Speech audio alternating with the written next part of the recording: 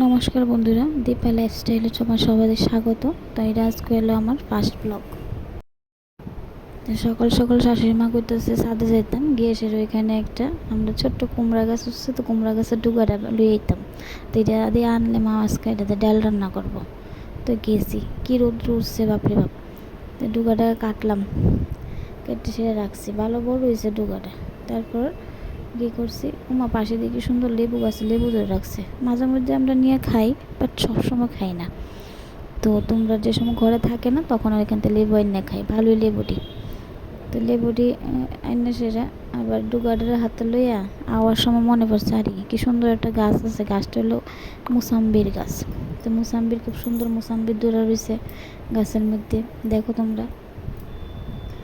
তো মুসাম্বির গাছটা মুসাম্বিরটি অনেক পাকছে না, লেগে পারি না। তো এটা হলো আমরা ছোট্ট একটা ছাদ বাগান, এটার মধ্যে ছোট্ট কিছু কিছু গাছ আছে।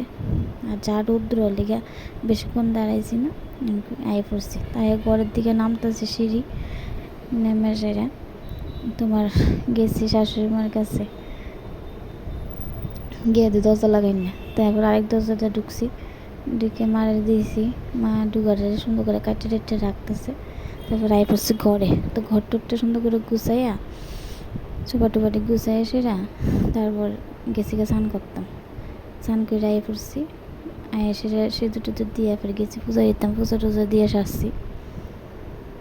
তার পূজা দিয়ে আয় সেটা মা বইয়া রয়েছে আমার খাইছে না, তো আমি আইছি পর মাও খাইছে।